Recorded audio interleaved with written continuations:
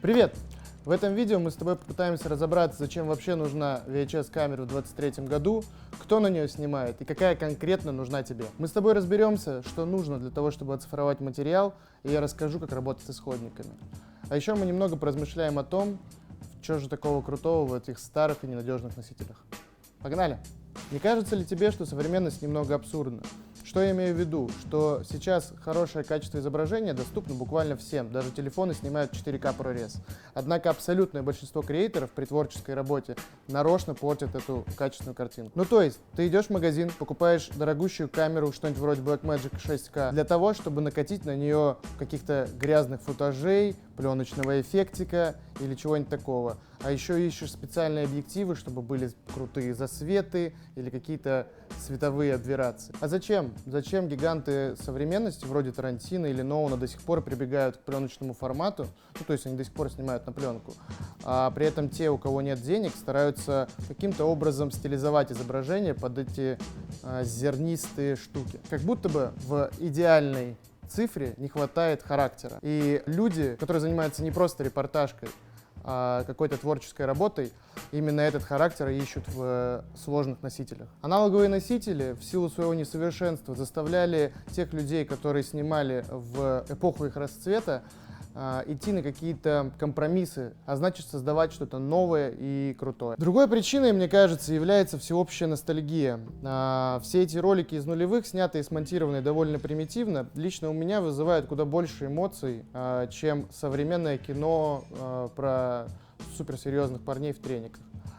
А еще на эти камеры, про которые мы сегодня поговорим, снято наше детство, поэтому эта картинка будет автоматически вызывать у нас супер приятные ощущения. А еще в моем носителе я нахожу какую-то трушность. Все снятое на мини-DV кажется каким-то уличным, стритовым, можно сказать, и настоящим. Самое интересное, что делают эти камеры, они создают эффект присутствия. И, наверное, именно поэтому я так люблю эти скейт-видео из нулевых. Потому что, очевидно, я их смотрю не для того, чтобы увидеть какие-то новые трюки или познакомиться с новыми скейтерами, а просто потому, что хочется прочувствовать эту атмосферу. Все выводы выше — это, конечно, огромное обобщение. Есть очень много авторов, которые не используют подобные стилизации, но при этом выглядят круто, и я их с удовольствием смотрю. Но сейчас мы не об этом. Сейчас я очень кратко рассказал о том, почему я люблю то, на что снимаю. А зачем это нужно тебе? Это первый вопрос, который стоит задать себе. Их существует огромное количество разных видов и типов, и для того, чтобы разобраться, что тебе конкретно нужно купить, стоит отталкиваться от твоих конкретных целей и задач. Здесь я могу только рассказать о причинах, почему в принципе стоит выбрать этот формат и зачем вообще снимать на эти старые ненадежные камеры. Первая причина — это дешевизна. На бумаге на этот носитель реально дешево снимать. Средняя камера тебе будет стоить от 3 до 5 тысяч рублей, а за прям хорошую ты отдашь примерно 10 или 15. За те фичи, которые выдает та же самая камера семейства VX, это сущие копейки. Эти камеры когда-то были профессиональными инструментами, а значит, что там есть на что посмотреть. За 10 тысяч рублей ты получаешь очень хорошее светлое стекло, Global Shutter, оптическую стабилизацию и, в общем, все те фичи, которые есть у современных камер. Да, безусловно, ты не получаешь 4К, но как будто бы в этом и суть носителя. И теперь обратно уходи. Пользуясь случаем, хочу сказать огромное спасибо команде SideMaster за предоставленную возможность поснимать у них в боксе. Второе — это простота в съемке. На них реально легко снимать. То есть они в абсолютном большинстве реально очень простые. Есть автофокус, есть авторежим и есть стабилизация. К тому же камерка лежит в руке удобно. Хотел бы вам показать, но я их все забыл дома, поэтому вот так. А значит, можно нажать красную кнопку и начать просто поливать в авторежиме, не сильно заботясь о том, нужно ли у тебя объектив, нужно ли у тебя фокусное расстояние, открыто или закрыто у тебя диафрагма. Она все за тебя сама сделает. К тому же спрос с этих футажей сильно меньше. Всегда можно сказать, что твои трясущиеся или кривые руки — это такая стилизация. При этом тебе не нужна куча дополнительного оборудования. Они круто, правда, работают из коробки, особенно если ты возьмешь что-то лучше, чем там за 1000 рублей какой-нибудь хэндикам. Третье — это аутентичность картинки и период корректности. Здесь очень субъективно, поэтому, опять же, выражаю собственное мнение, пожалуйста, не кидайте в меня какашкой. Период ранней диджитализации со всеми этими недоцифровыми, переаналоговыми носителями и ранним интернетом, мне кажется, супер интересно. А еще учитывая тот факт, что на это время выпал расцвет моей любимой субкультуры, Ну, более период корректного носителя мне как бы не найти. Мне кажется, эти 3 причины, особенно третья, и мы можем об этом поговорить как-нибудь в отдельном ролике, но не сейчас, они являются основными. И если ты нашел в них что-то для себя, то, пожалуй, ты можешь уже перейти к поиску камеры своей мечты, которой, скорее всего, уже будет больше 20 лет. Определившись, что тебе все-таки нужна камера, давай решим, какая конкретно. Их было огромное количество, но доехало до нас примерно 3 эпохи. Я думаю, здесь мы сильно не будем погружаться в теорию и то, как конкретный носитель отличается от другого. Я лучше вам покажу прямо это на видео. Первая эпоха. Это насколько вот она огромная, настолько и аналоговая. Это VHS. Мы видим такую более мягкую, теплую и более, наверное, серую картинку. Второй вариант — это что-то вроде переходного такого периода, когда носители стали сильно меньше, но при этом были все еще полностью аналоговыми. Это High 8 и просто Video 8. Мы видим здесь увеличение резкости и такую немножко более яркую картинку, но все же мне кажется, что в какой-то плавности цветов она сильно проигрывает VHS. Финальная их форма была уже, кстати, такой полуцифровой, полуаналоговой, называлась она Digital 8. И мой любимый носитель — это Mini DV. Это уже более цифровой вайб начала 2000-х, и, соответственно, такая же картинка из 2000-х. Возможно, она будет казаться более плоской, но при этом она вот такая, что ли, криспи, короче. Какой же формат выбрать? Все просто. Если тебе хочется прям такого настоящего, по-настоящему трушного, аналогового вот этого всего, то, конечно, стоит выбирать VHS.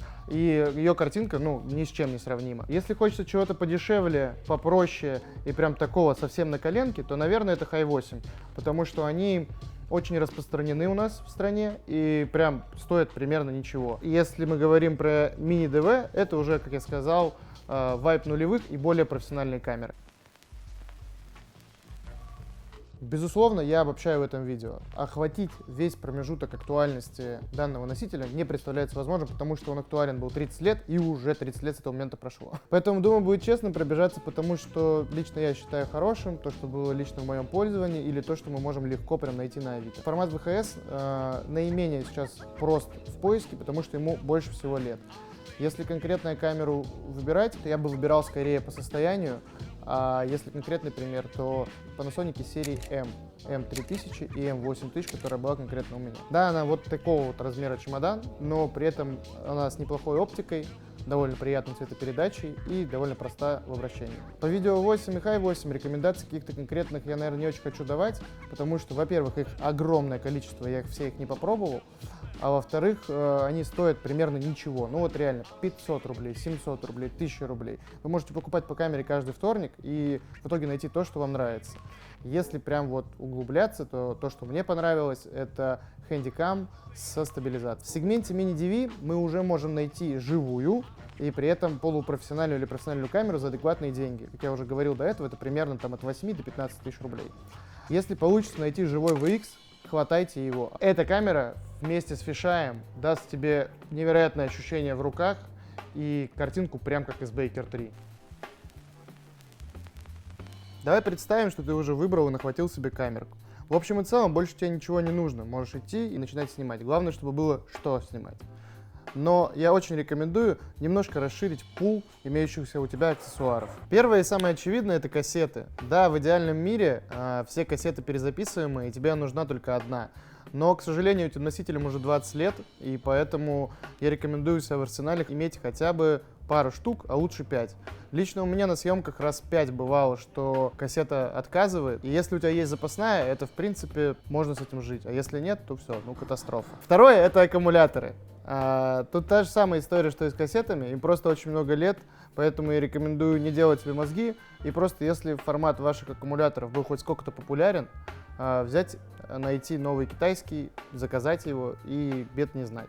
Немножко будет сложнее с аккумуляторами для VHS. Насколько я помню, в большинстве случаев они были еще свинцовыми, поэтому их придется переделывать. Но, в принципе, за какую-нибудь небольшую сумму любой радиотехник в вашем городе готов решить эту проблему для вас. Набор минимум, по сути, у вас имеется. В идеале к этому всему добавить, возможно, свет, и я бы точно добавил фишай.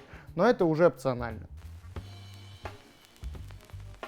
Ну вот ты отснял свою первую кассету, погонял футажики туда-сюда, сидишь довольный и думаешь, как же это все дело оцифровать. На самом деле существует несколько вариантов, и мы пройдемся по ним от самого простого к самому сложному. Первый вариант — это EasyCap. Это дешево и сердито, и довольно просто на самом деле. Второй вариант — это плата FireWire или вот это вот суперсложное название, которое мне лень выговаривать. Это доступно, но немножко заморочками.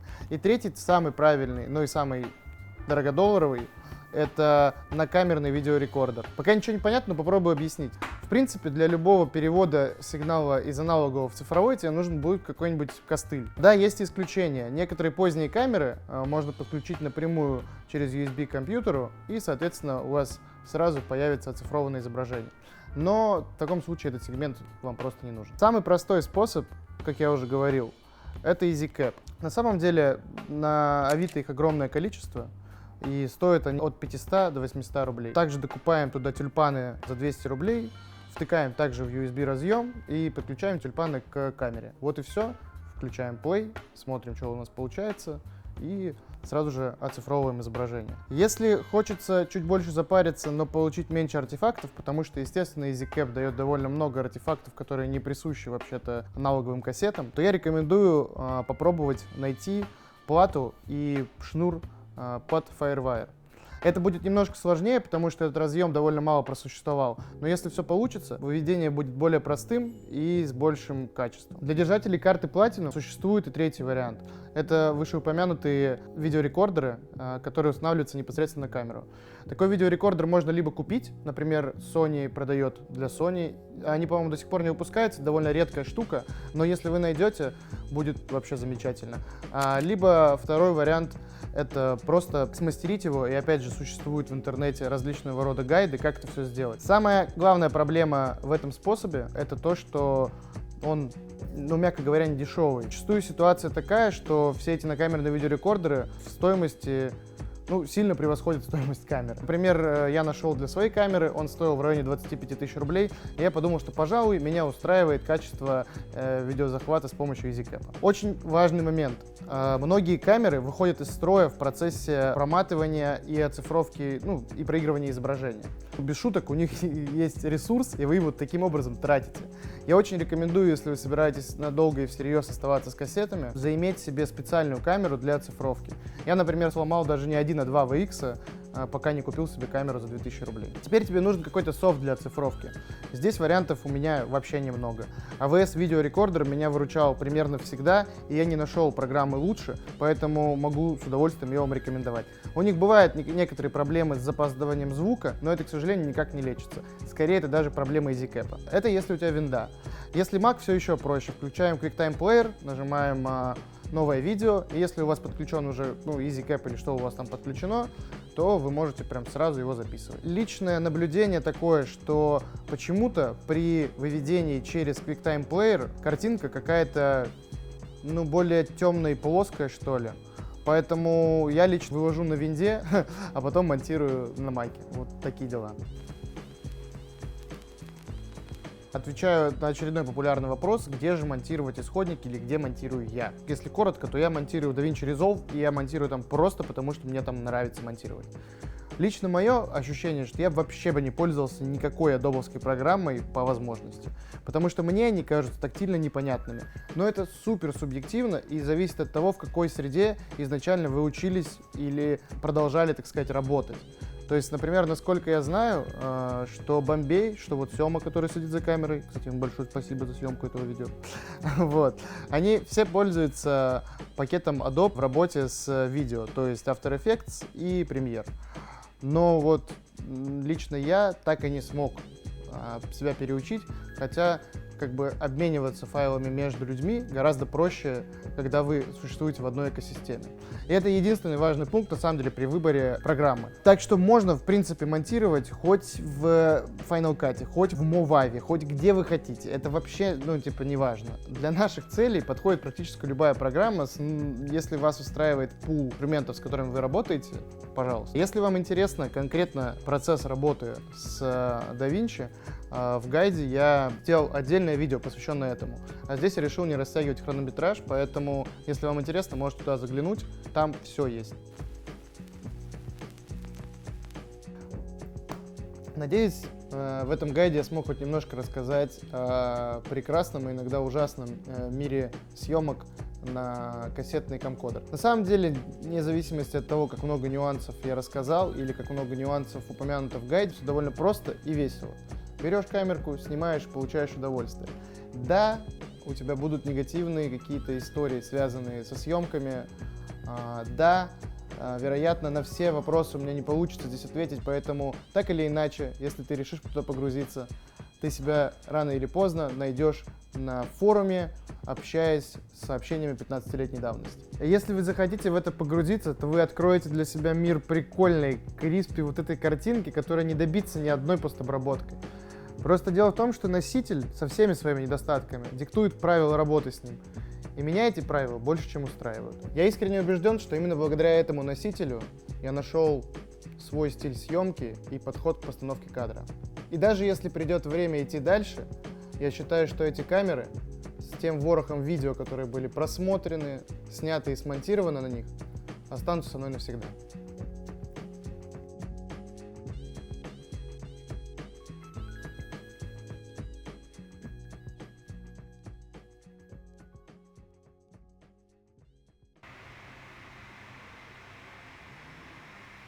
Бля, хуеть стволы. Для того, чтобы оцифровать видео в абсолютном большинстве вариантов... Блять, ёбаный елтуш!